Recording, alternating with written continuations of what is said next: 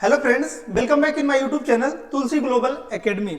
जैसा कि हमको पता है कि हम लोग लूसेंट का हिस्ट्री का एमसीक्यू के माध्यम से पूरे हिस्ट्री को कवर कर रहे हैं। आपका चाहे वो आपका इंडस वैली सिविलाइजेशन से लेकर स्वतंत्रता तक सभी हम लोग एमसीक्यू के माध्यम से कवर करेंगे और यह प्लेलिस्ट के माध्यम से आपका सीरीज बाय सीरीज आपका चल रहा है। आज का जो है आपका लेक्चर होने वाला है, यह आपका लेक्चर नंबर 9।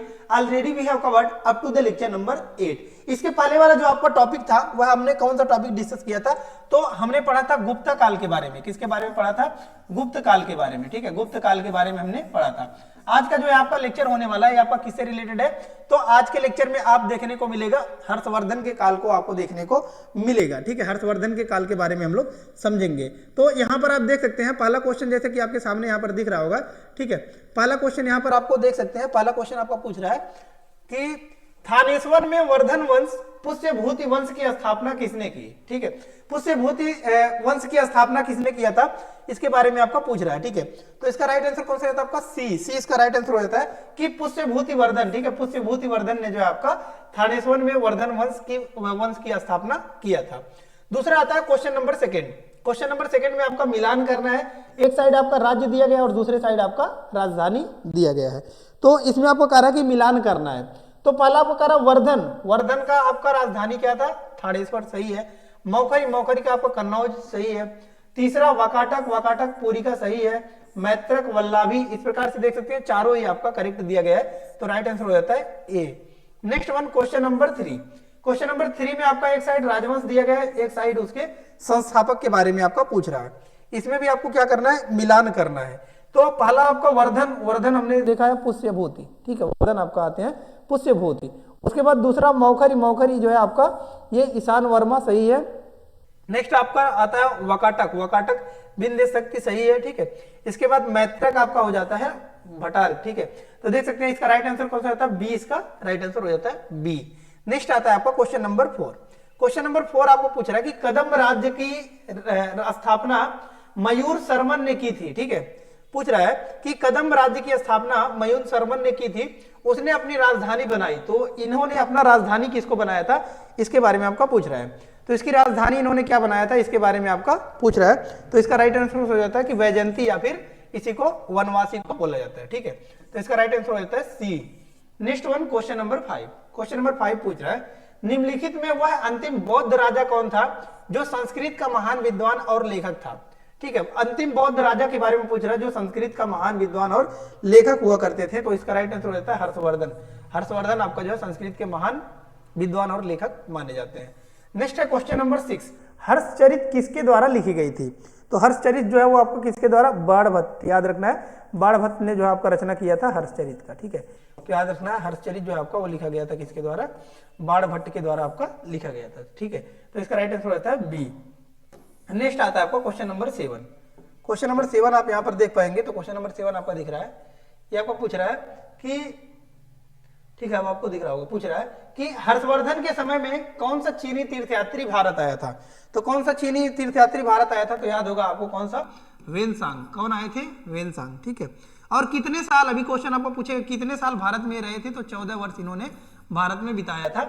और इन्होंने एक बुक भी लिखा था, इस बुक का नाम क्या था? सीयू की। ठीक है, सीयू की बुक का भी नाम आपका पूछा जाता है, सीयू की। ठीक है, ये आपका बुक का नाम भी पूछा जाता है। इसके पहले एक और जो आपके विदेशी ट्रेवलर आते हैं, ठीक है, वो भी अपना यात्रा वृत्तांत लिखते हैं। कौन आए थे? फाहियान। इसके पहले कौन आए थे? फाहियान। और फाहियान के पुस्तक का नाम भी आपने देखा था, क्या नाम था? फोकोकी। ठीक है, फोकोकी याद रखना है, फोकोकी या फिर इसी को फाकोकी देखने को मिलता है। तो ये पुस्तक किसने लिखा था? फाहियान ने। और ये अभी जो हर्षवर्धन के समय में आए थे, ये कौन आए थे? आपको याद रखना है वेनसांग आए थे, और इन्होंने पुस्तक लिखा था सीयू की, याद रखना है। नेक्स्ट आता है क्वेश्चन नंबर 8। चालुक्य राजा पुलकेशिन सेकंड को किसने पराजित किया था? चालुक्य के जो राजा थे पुलकेशिन सेकंड, उनको किसने पराजित किया था, इसके बारे में पूछ रहा है। तो इसका राइट आंसर रहता है नरसिंहवर्मन फर्स्ट। ठीक है, नरसिंहवर्मन फर्स्ट ने इनको पराजित किया था। Question number 9। किस व्यक्ति को द्वितीय अशोक कहा जाता है? द्वितीय अशोक किस व्यक्ति को कहा जाता है? तो याद रखना आपको हर्षवर्धन का। एसएससी में डायरेक्ट क्वेश्चन देखने को मिला है, ये भी और ऊपर वाला भी। नेक्स्ट आता है क्वेश्चन नंबर 10। बाणभट्ट किस सम्राट के राजदरबारी कवि थे? ठीक है, तो बाणभट्ट किसके राज दरबारी कवि थे, तो ये आपको याद रखना है, ठीक है। किसके राज दरबारी कवि थे, अभी हमने देखा हर्षवर्धन। और इन्होंने जो है किसका रचना किया था, तो अभी हमने बताया कि बाणभट्ट ने हर्षचरित को लिखा था। क्या लिखा था, हर्षचरित, ठीक है, हर्षचरित के बारे में इन्होंने लिखा था। नेक्स्ट आता है क्वेश्चन नंबर 11। क्वेश्चन नंबर 11 पूछ रहा है हर्ष एवं पुलकेशिन सेकंड के मध्य हुए संघर्ष की जानकारी कहां से मिलती है। तो ये कह रहा है कि हर्ष और पुलकेशिन सेकंड के मध्य जो आपका संघर्ष हुआ था उसकी जानकारी हमको कहां से मिलती है, तो याद रखना आपका एहोल अभिलेख, एहोल इंस्क्रिप्शन जो आपने पढ़ा है, एहोल अभिलेख, वहीं से आपका मिलता है। नेक्स्ट आता है क्वेश्चन नंबर 12। क्वेश्चन नंबर 12 आपका पूछ रहा है कि प्रतापशील हुड़ हरिड़ केसरी महाराजा धीराज नामक उपाधियां निम्न में से किसकी थी, ठीक है। हुड़ हरिड़ केसरी, प्रतापशील, महाराजा धीराज, ये सभी उपलब्धियां जो है किसके नाम पर है, तो याद रखना आपका प्रभाकर वर्धन, ठीक है, प्रभाकर वर्धन को जो है आपका ये आपका जाना जाता है। नेक्स्ट आता है आपको क्वेश्चन नंबर 13। क्वेश्चन नंबर 13 यहाँ पर आप देख पाएंगे, तो पूछ रहा है आपका क्वेश्चन नंबर 13 यहाँ पर आपको दिख रहा होगा, पूछ रहा है कि सम्राट हर्ष ने अपनी राजधानी थानेश्वर से कहां स्थानांतरित की थी, ठीक है। सम्राट हर्ष ने अपनी राजधानी थानेश्वर से कहां को स्थानांतरित की थी, तो याद रखना आपको कन्नौज को राजधानी बनाया था इन्होंने, ठीक है। नेक्स्ट आता है आपको क्वेश्चन नंबर 14। क्वेश्चन नंबर 14 यहाँ पर आप रीड कर पाएंगे, तो पूछ रहा है कि सकलोत्तरा पथनाथ किसे कहा जाता है, ठीक है। सकलोत्तर परनाथ किसको कहा जाता है, इसके बारे में पूछ रहा है। तो इसका राइट आंसर हो जाता है बी, यानी कि हर्षवर्धन को ही बोला जाता है, ठीक है। नेक्स्ट आता है क्वेश्चन नंबर 15। वेनसांग ने किसे शिलादित्य कहा है, वेनसांग ने किसे शिलादित्य कहा है, तो आपको याद रखना है इसका राइट आंसर कौन सा हो जाता है आपका हर्षवर्धन को ही, ठीक है, हर्षवर्धन को ही वेनसांग के बुक का नाम उन्होंने बताया, क्या नाम था आपका, सीयू की, ठीक है, सीयू की, इन्होंने अपनी पुस्तक लिखा था और इन्होंने ही आपका जो है वेनसांग ने शिलादित्य किसको कहा था, हर्षवर्धन को ही कहा था।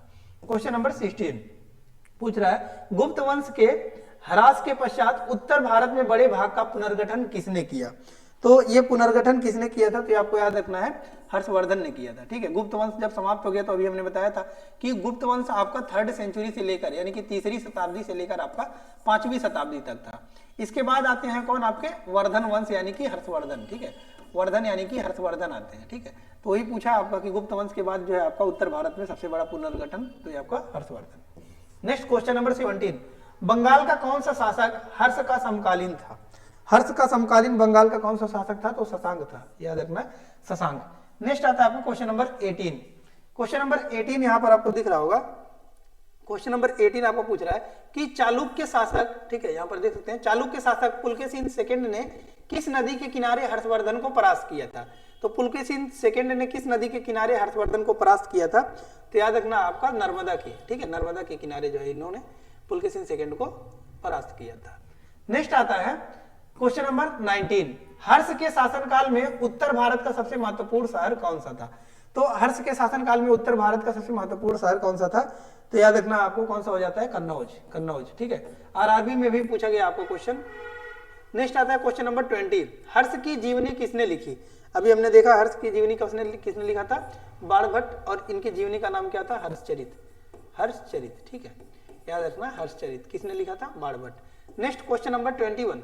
हर्षवर्धन अपनी धार्मिक सभा कहां किया करते थे, ठीक है, हर्षवर्धन अपनी धार्मिक सभा कहां किया करते थे, तो प्रयाग, याद रखना प्रयाग। Question number 22। वर्धन वंश की राजधानी थानेश्वर किस प्रदेश में स्थित है, ठीक है, तो थानेश्वर किस प्रदेश में स्थित है, याद रखना अभी आपका हरियाणा, ठीक है, जो आपका अभी हरियाणा है, हरियाणा में आपका स्थित है थानेश्वर, ठीक है, वर्धन वंश का राजधानी जो Thaneshwar. Next question number 23। Harshvardhan की बहन राज्यश्री का विवाह किसके साथ हुआ था, तो राज्यश्री का विवाह किसके साथ हुआ था, तो याद रखना आपको मौखिर नरेश ग्रह वर्मा से, ठीक है, मौखिर नरेश ग्रह वर्मा से आपका शादी हुआ था, याद रखना है। नेक्स्ट आता है क्वेश्चन नंबर 24, ठीक है, क्वेश्चन नंबर 24 आपको पूछ रहा है कि हर्षवर्धन के अग्रज राज्यवर्धन सेकंड की हत्या किसने की थी, ठीक है, ये आपको पूछ रहा है कि हर्षवर्धन के अग्रज राज्यवर्धन सेकंड की हत्या किसने की थी, ठीक है, तो ये आपको याद रखना है किसने किया था, ये आपको याद रखना है, ठीक है। इसका राइट आंसर हो जाता है बी, यानी कि गौड़ नरेंद्र शशांक ने, ठीक है, शशांक ने जो आपका राज्यवर्धन सेकंड का आपका हत्या किया था। नेक्स्ट है क्वेश्चन नंबर 25। हर्षवर्धन ने 606 ईसा पूर्व में हर्ष संवत की स्थापना किस उपलक्ष्य में की थी, हर्ष संवत का स्थापना किस उपलक्ष्य में किया था? तो याद रखना आपको अपने राज्यारोहण के उपलक्ष्य में जो है उन्होंने हर्ष संवत की स्थापना किया था। नेक्स्ट आता है क्वेश्चन नंबर 26, कौन वर्धन वंश की राजधानी थानेश्वर से कन्नौज ले गया? तो थानेश्वर से कन्नौज कौन वर्धन वंश की राजधानी ले गया था, इसके बारे में पूछ रहा है। तो याद रखना आपका ए यानी कि हर्षवर्धन ने ही थानेश्वर से कन्नौज अपनी राजधानी को शिफ्ट किया था। नेक्स्ट क्वेश्चन नंबर 27, कन्नौज किस प्रदेश में स्थित है? कन्नौज किस प्रदेश में स्थित है, इसके बारे में आपका पूछ रहा है। ठीक है, तो कन्नौज किस प्रदेश में स्थित है? तो याद रखना है उत्तर प्रदेश में। कहां पर? उत्तर प्रदेश में। नेक्स्ट क्वेश्चन नंबर 28, ह्वेनसांग की भारत में यात्रा के समय सूती कपड़ों के उत्पादन के लिए सबसे प्रसिद्ध नगर था। ठीक है, कहा कि ह्वेनसांग की भारत में, जब ह्वेनसांग ने भारत में यात्रा किया था तो उतने समय सूती कपड़े के उत्पादन के लिए सबसे प्रसिद्ध नगर कौन सा था, इसके बारे में पूछ रहा है। तो याद रखना मथुरा हुआ करता था। ठीक है, सूती कपड़े के उत्पादन के लिए सबसे प्रसिद्ध नगर हुआ करता था। नेक्स्ट आता है आपका क्वेश्चन नंबर 29। नंबर 29 आपको यहाँ पर देख सकते हैं, आपको पूछ रहा है कि कवि जो बाणभट्ट थे, ठीक है, कवि बाणभट्ट निवासी था। ठीक है, पूछ रहा है कि कवि बाणभट्ट निवासी कहाँ के थे, उसके बारे में पूछ रहा है। तो याद रखना आपका थानेश्वर के, ठीक है, थानेश्वर के निवासी थे। Next question number 30, question number 30, Naganand का रचनाकार कौन था? ठीक है, नागानंद का रचनाकार कौन थे? तो याद रखना हर्षवर्धन नागानंद के रचनाकार थे। Next question number 31, question number 31 पूछ रहा है सम्राट हर्षवर्धन ने 2 महान धार्मिक सम्मेलनों का आयोजन किया था। ठीक है, सम्राट हर्षवर्धन ने 2 महान धार्मिक सम्मेलनों का आयोजन किया था। तो कहां पर किया था? याद रखना आपका कन्नौज व प्रयाग में। कहां पर? कन्नौज व प्रयाग में। Next question number 32, Naganand Ratnavali एवं प्रियदर्शिका नाटकों के नाटककार थे। ठीक है, तो ये आपका पूछ रहा है कि नागानंद रत्नावली व प्रियदर्शिका नाटकों के नाटककार थे। ठीक है, तो कौन नाटककार थे? याद रखना आपका हर्षवर्धन। ठीक, हर्षवर्धन नाटककार थे। नेक्स्ट क्वेश्चन नंबर 33, गुर्जरों को किस शासक ने पराजित किया? गुर्जरों को किस शासक ने पराजित किया था? तो याद रखना हर्षवर्धन ने पराजित किया था। नेक्स्ट क्वेश्चन नंबर 34, आज के भारत में ह्वेनसांग को याद करने का मुख्य कारण है। ठीक है, आज के भारत में भी ह्वेनसांग को क्यों याद किया जाता है? क्योंकि उन्होंने पुस्तक लिखा था, हमने बताया था CU की, इन्होंने एक पुस्तक लिखा था, इसका नाम था CU की। ठीक है, CU की, इसीलिए इनको याद किया जाता है, याद रखना है। ठीक है, नेक्स्ट आता है आपको क्वेश्चन नंबर 35, क्वेश्चन नंबर 35 यहां पर आपको दिख रहा होगा, क्वेश्चन नंबर 35। ठीक है, अब आपको यहां पर दिख रहा होगा। ठीक है, क्वेश्चन नंबर 35, ठीक है, अब यहां पर आपको दिख रहा होगा। देखिए क्या कह रहा है आपका कि हर्षवर्धन के विजयी जीवन में एकमात्र पराजय देने वाला पुलकेशिन सेकंड का कहां का शासक था? ठीक है, तो पुलकेशिन सेकंड कहां का शासक था? तो याद रखना आपका वातापी बादामी। ठीक है, वातापी या फिर उसी को बादामी बोला जाता है। Next question number 36, question number 36 आपका पूछ रहा है कि हर्षवर्धन ने अपनी पुत्री का विवाह वल्लभी नरेश से किया, जो कि उसकी एक बड़ी कूटनीतिक उपलब्धि थी। वल्लभी नरेश का नाम था। ठीक है, वल्लभी नरेश का नाम क्या था? तो याद रखना आपका ध्रुवसेन सेकंड। ठीक है, वल्लभी नरेश का नाम था Dhruvasena second. Next question number 37, question number 37 पूछ रहा है 641 ईस्वी में किसने चीन के राजा ताई त्सुंग के पास एक राजदूत भेजा? ठीक है, तो कह रहा कि 641 ईस्वी में किसने चीन के राजा ताई त्सुंग के पास एक राजदूत भेजा था? तो आपको याद रखना किसने भेजा था? हर्षवर्धन ने। ठीक है, किसने भेजा था? Harshvardhan. Next question number 38, question number 38 आपको पूछ रहा है कि हर्षवर्धन के भारतीय मिशन के जवाब में, ठीक है, यहाँ पर अभी हमने देखा है कि चीन में एक अपना राजदूत भेजा था, तो किसने भेजा था? हर्षवर्धन ने। तो फिर उधर से जवाब में भी भेजते हैं, तो ही कह रहा है कि हर्षवर्धन के भारतीय मिशन के जवाब में चीनी सम्राट ताई त्सुंग ने 3 चीनी मिशन हर्षवर्धन के दरबार में भेजे, जिसमें से एक मिशन हर्षवर्धन के मरणोपरांत पहुंचा। अंतिम मिशन में शामिल उस चीनी राजदूत का क्या नाम है जिसने हर्ष की मृत्यु के तुरंत बाद जो घटना घटित हुआ उसका विस्तार से वर्णन किया है? तो ये किसने वर्णन किया था? ये आपको याद रखना है वांग ह्वेन से। ठीक है, वांग ह्वेन से। Next question number 39, question number 39 पूछ रहा है किस चीनी यात्री को वर्तमान शाक्य मुनि एवं यात्रियों में राजकुमार कहा जाता है? ठीक है, कह रहा है कि किस चीनी यात्री को वर्तमान में शाक्य मुनि एवं यात्रियों में राजकुमार कहा जाता है? तो ये आपको याद रखना किसको कहा जाता है? ह्वेनसांग को। किसको कहा जाता है? ह्वेनसांग को याद रखना है। नेक्स्ट आता है क्वेश्चन नंबर 40, क्वेश्चन नंबर 40 यहाँ पर आपको दिख रहा होगा, कह रहा है कि ह्वेनसांग भारत में लगभग कितने साल रहा? तो ये भी क्वेश्चन अभी ऑलरेडी हमने बताया ऊपर भी, तो पूछ रहा है कि ह्वेनसांग भारत में कितने साल रहा? तो अभी हमने बताया कितने साल रहा, 14 वर्ष रहा, ठीक है, याद रखना आपका 14 वर्ष रहे थे, ठीक है, 14 वर्ष रहे थे, याद रखना है, ठीक है। नेक्स्ट आता है क्वेश्चन नंबर 41, वेनसांग के सम्मानार्थ एवं महायान धर्म के प्रचारार्थ हर्षवर्धन ने कहा महासभा का आयोजन 643 ईस्वी में करवाया था, ठीक है। तो 643 ईस्वी में इन्होंने अपना महासभा का आयोजन कहां पर करवाया था, तो याद रखना आपको कन्नौज में, कहां पर, कन्नौज में। Next question number 42, Kumbh Mela को प्रारंभ करने का श्रेय किसे दिया जाता है, कुंभ मेला को प्रारंभ करने का श्रेय किसे दिया जाता है, तो याद रखना हर्षवर्धन, हर्षवर्धन को श्रेय इसका दिया जाता है। नेक्स्ट क्वेश्चन नंबर 43, नर्मदा नदी पर सम्राट हर्ष के दक्षिणवर्ती आगमन को रोका, ठीक है। तो नर्मदा नदी आपको पता है, नर्मदा नदी आपका यहाँ पर बहता है, ठीक है, और पश्चिम की तरफ बहने वाली प्रमुख नदी है नर्मदा, ठीक है, नर्मदा एवं तापी। तो वही कारण नर्मदा नदी पर सम्राट हर्ष के दक्षिणवर्ती आगमन को रोका, ठीक है। तो दक्षिणवर्ती आगमन को किसने रोका था, तो आपको याद रखना है पुलकेशिन सेकंड ने, पुलकेशिन सेकंड ने। नेक्स्ट क्वेश्चन नंबर 44, निम्नलिखित में किसने नालंदा विश्वविद्यालय को 100 ग्रामों की आय दान स्वरूप दिए, ठीक है। कह रहा कि निम्नलिखित में किसने नालंदा विश्वविद्यालय को 100 ग्रामों की आय दान स्वरूप में दिया था, तो ये किसने दिया था, तो आपको याद रखना हर्षवर्धन ने, ठीक है, किसने, हर्षवर्धन ने। नेक्स्ट क्वेश्चन नंबर 45 पूछ रहा है कि क्वेश्चन नंबर 45 थोड़ा सा ऊपर करते हैं ताकि आपको अच्छे से दिखे, ठीक है। इसमें आपको मिलान करना है, क्वेश्चन नंबर 45 में क्या करना है, आपको मिलान करना है, यहाँ पर आपको दिख रहा होगा मिलान करना है। तो पूछ रहा है कि एक साइड आपका दिया गया रचना और एक साइड उनके रचनाकार के बारे में बात कर रहा है, और इसमें आपको मिलान करना है। हर्षचरित और कादम्बरी ये किसने लिखा था, अभी हमने देखा बाणभट्ट, ठीक है। उसके बाद आता है कि नीति शतक, श्रृंगार शतक, मुक्ति शतक, पति शतक, ये आपके भर्तहरि ने लिखा था। नेक्स्ट आता है आपका सूर्य शतक, तो मयूर ने लिखा था। नेक्स्ट आता है आपका प्रियदर्शिका रत्नावली नागानंद, ये हर्षवर्धन ने लिखा था। तो इसका राइट आंसर हो जाता है ए इसका राइट आंसर हो जाता है।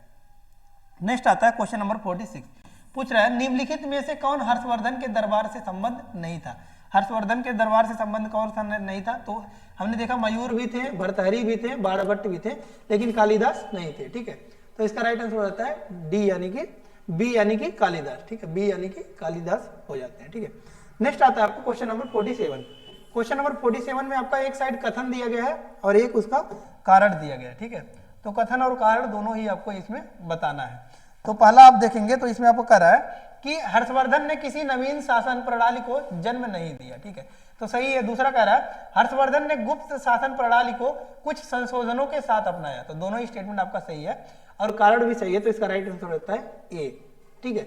नेक्स्ट आता है क्वेश्चन नंबर 48, इसमें आपको कह रहा है कि कौन सही सुमेलित है, इसमें से कौन आपका सही सुमेलित है, इसके बारे में पूछ रहा है। तो पहले में आप देखेंगे तो कह रहा है कि अवंती हर्षवर्धन का प्रधानमंत्री सही है, सिंहनाद महासेनापति सही है, कुंतल सेनापति अश्व सेना सही है, तो सभी सही है, तो इसका राइट आंसर हो जाता है डी, ठीक है, इसका राइट आंसर कौन सा होता है डी। नेक्स्ट आता है क्वेश्चन नंबर 49, क्वेश्चन नंबर 49 यहाँ पर आप देख सकते हैं, पूछ रहा है आपका कि किसका कथन है भारत के लोग गर्म मिजाज के हैं, उन्हें जल्दी गुस्सा आता है परंतु ईमानदार होते हैं, भारतीय स्वच्छता प्रेमी है, ठीक है। तो ये किसका कथन है आपको याद रखना है, इसमें राइट आंसर हो जाता है वेनसांग, ठीक है। हमने देखा था वेनसांग आया था कब, हर्षवर्धन के समय पे, तो इन्हीं का स्टेटमेंट है कि भारत के जो लोग हैं वो गर्म मिजाज के होते हैं, बहुत जल्दी इनको गुस्सा आ जाता है परंतु ईमानदार होते हैं और भारतीय स्वच्छता प्रेमी होते हैं, ठीक है। नेक्स्ट आता है क्वेश्चन नंबर 50, क्वेश्चन नंबर 50 पूछ रहा है कि अग्रहार का अर्थ था, ठीक है, अग्रहार का क्या अर्थ था, तो याद रखना है ब्राह्मणों को दिया जाने वाला कर मुक्त भूमि जो होता था उसी को बोला जाता था अग्रहार। अग्रहार मतलब क्या हो गया, यानी कि जो ब्राह्मणों को भूमि दिया जाता था, जो जिस पर कोई टैक्स नहीं लिया जाता था, टैक्स फ्री होता था, कर मुक्त होता था, इसी को बोला जाता था अग्रहार। नेक्स्ट क्वेश्चन नंबर 51, घटी यंत्र तुला यंत्र का प्रयोग होता था, ठीक है, घटी यंत्र तुला यंत्र का प्रयोग आपका होता था, तो ये किसमें प्रयोग होता था, तो याद रखना है आपका खेत की सिंचाई के लिए, किसके लिए होता था, खेत की सिंचाई के लिए। नेक्स्ट आता है क्वेश्चन नंबर 52, क्वेश्चन नंबर 52 यहाँ पर आपको दिख रहा होगा, पूछ रहा है कि दक्षिण भारत के संदर्भ में एरीपति का अर्थ था, ठीक है, दक्षिण भारत के संदर्भ में पूछ रहा है आपका कि एरीपति का अर्थ क्या था, एरीपति का अर्थ क्या था, तो याद रखना आपका जलाशय की भूमि, ठीक है, जलाशय की भूमि को ही बोला जाता था एरीपति, ठीक है। नेक्स्ट आता है क्वेश्चन नंबर 53, हर्ष के काल में भू राजस्व की सीमा थी, हर्ष के काल में भू राजस्व की सीमा कितनी थी, तो याद रखना आपका 1/6 से लेकर आपका 1/10 तक, ठीक है, 1/6 से लेकर 1/10 का आपका। और लुम्बिनी इंस्क्रिप्शन में भी आपको देखने को मिला था 1/6 आपका हुआ था लुम्बिनी इंस्क्रिप्शन जो कि आपका नेपाल में है। नेक्स्ट आता है क्वेश्चन नंबर 54, मौखरी शासकों की राजधानी थी। मौखरी शासकों की राजधानी क्या थी? तो आपको याद रखना कन्नौज, ठीक है, कन्नौज आपकी मौखरी शासकों की राजधानी थी, ठीक है। अब इसके बाद ये तो आपका टॉपिक समाप्त हो गया, लेकिन इसके बाद जो आपका टॉपिक आएगा उसमें हम लोग क्या क्या चीजें पढ़ेंगे, तो उसमें हम लोग जो है पढ़ेंगे प्राचीन भारत से जो भी रिलेटेड टर्म है, जो भी छूटे हुए टर्म है, उसके बारे में हम लोग डिस्कस करेंगे, ठीक है। तो यहाँ पर देख सकते हैं यह भी टॉपिक आपका कवर हो गया और ये आपका लेक्चर नंबर 9 था, ठीक है। आई होप सभी डाउट्स आपके क्लियर हो गए होंगे, लेकिन इसके बावजूद भी अगर आपको इसमें कोई डाउट्स है तो आप कमेंट बॉक्स में कमेंट पुट अप कर सकते हैं। और ठीक इसी प्रकार हम प्लेलिस्ट के माध्यम से टोटल हिस्ट्री को कवर करेंगे। इसके बाद हम लोग जियोग्राफी, पॉलिटी सभी को हम लोग कवर करेंगे। तो इसलिए जो चैनल पर नए होंगे वो जरूर से चैनल को सब्सक्राइब कर लीजिए, ताकि जो भी लेटेस्ट वीडियोज होंगी वो सबसे पहले आप तक पहुंचती रहेंगी। टेलीग्राम चैनल के लिए हमने जो है डिस्क्रिप्शन बॉक्स में लिंक दे दिया है, वहां से जाकर जुड़कर पीडीएफ वगैरह डाउनलोड कर सकते हैं। सो धन्यवाद, मिलते हैं नेक्स्ट वीडियो में नेक्स्ट लेक्चर के साथ, तब तक के लिए धन्यवाद, जय हिंद।